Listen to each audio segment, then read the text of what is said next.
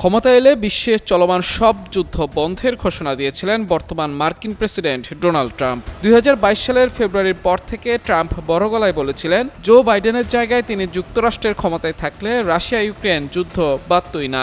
একই কথার পুনরাবৃত্তি করে 2023 সালের জানুয়ারিতে ট্রাম্প বলেছিলেন তিনি প্রেসিডেন্ট হলে 24 ঘন্টার মধ্যেই রাশিয়া ইউক্রেন যুদ্ধ থামিয়ে দিবেন। শেষ পর্যন্ত ক্ষমতায় এসেছেন ট্রাম্প। 2025 সালের জানুয়ারিতে আমেরিকার 47তম প্রেসিডেন্ট হিসেবে দায়িত্ব নেন তিনি। তবে এরপর 24 ঘন্টা নয় 1 বছর কেটে গেলেও বিশ্বে কোনো যুদ্ধ বন্ধ তো হয়নি, বরং নতুন করে আরও 60টি দেশে হামলা চালিয়েছেন রিপাবলিকান এই নেতা। দ্বিতীয় মেয়াদে ক্ষমতায় এসে এখন পর্যন্ত বিশ্বের 60টি দেশে সরাসরি হামলার নির্দেশ দিয়েছেন ডোনাল্ড ট্রাম্প। পড়বো না কারোর প্রলোভনে, ভোট দিব নিজের ডিসিশনে। ক্লিয়ার আপ হাতে হয়ে যাও ফুরফুরে ভোটার। এই তালিকায় রয়েছে Iran, Venezuela, Iraq, Somalia, Yemen, Syria ও নাইজেরিয়া। এছাড়া ক্যারিবীয় সাগর ও পূর্ব প্রশান্ত মহাসাগরে কথিত মাদক পাচারকারীদের বিরুদ্ধে অভিযান চালাচ্ছেন তিনি।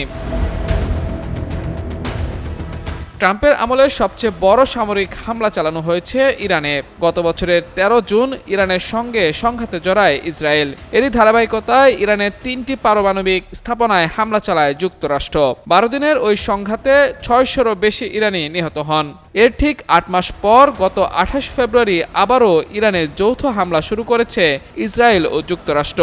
এখন পর্যন্ত ইসরায়েল যুক্তরাষ্ট্রের যৌথ হামলায় প্রায় 200 শিশুসহ দেশটিতে 1000-এরও বেশি মানুষ নিহত হয়েছেন। এর আগে চলতি বছরের 3 জানুয়ারি দক্ষিণ আমেরিকার দেশ ভেনেজুয়েলায় সামরিক অভিযান চালিয়ে প্রেসিডেন্ট নিকোলাস মাদুরোকে সস্ত্রীক অপহরণ করে যুক্তরাষ্ট্রে নিয়ে যায় মার্কিন বাহিনী। এ অভিযানে ভেনেজুয়েলা ও কিউবার নিরাপত্তা বাহিনীর সদস্য সহ অন্তত 86 জন নিহত হন। এছাড়া গত সেপ্টেম্বর থেকে লাতিন আমেরিকা ও ক্যারিবীয় অঞ্চলে সন্দেহভাজন মাদক পাচারকারী নৌযানে অন্তত 45টি হামলা চালিয়েছে যুক্তরাষ্ট্র। এতে 1.5 শতাধিক মানুষ নিহত হয়েছেন। পাশাপাশি আফ্রিকার দেশ নাইজেরিয়া এবং সোমালিয়াতেও হামলা অব্যাহত রাখে ট্রাম্প প্রশাসন। অন্যদিকে ইয়েমেন, সিরিয়া ও ইরাকের আল আনবার প্রদেশে সমান্তালে হামলা চালানোর নির্দেশ দেন ডোনাল্ড ট্রাম্প। এসব ঘটনায় এটি স্পষ্ট হয় যে নির্বাচনের আগে ট্রাম্প যুদ্ধ বন্ধের যে প্রতিশ্রুতি দিয়েছিলেন তা ছিল শুধুই ফাঁকা বুলি।